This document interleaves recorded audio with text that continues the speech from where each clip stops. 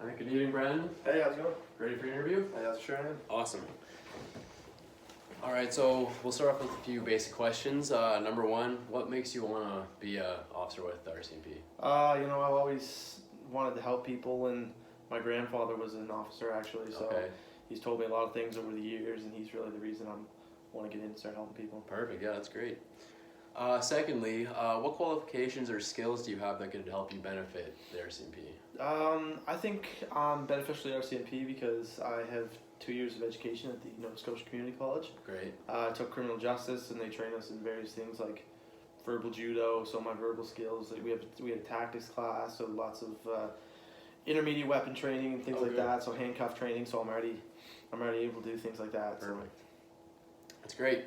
How would you deal with a situation where you come across two people in the street fighting, and how would you intervene if you were in a police officer uniform? I think it all depends on the level of the fight, because if they were just kind of hit each other by the shirt, screaming at each other, it obviously you always try to handle most situations verbally at first.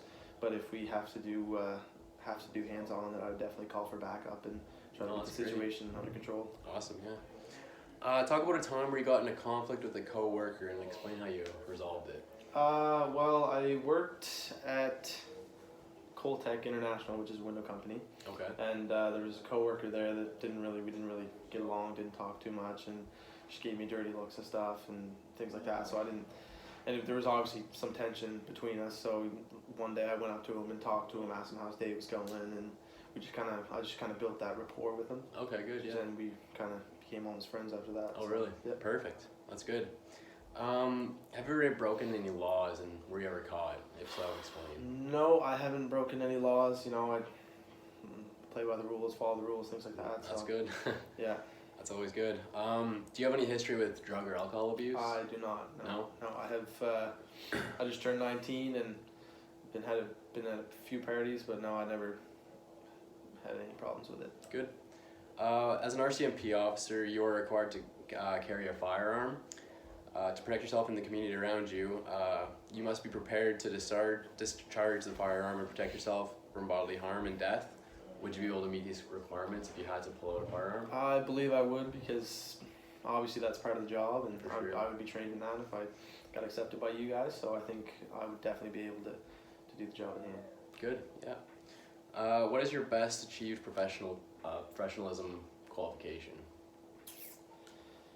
I think definitely, like I said, I went through community college, and we had everything was based off professional, because they try to get you through school into a successful career, so they teach you how to become professional. So just, I think, doing well in my professionalism classes and things like that, I think that's what my biggest professional achievement is so far. Good.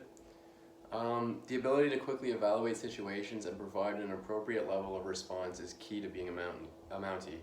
Tell me about a time where you had to take a defensive or a decisive action and make a decision under pressure.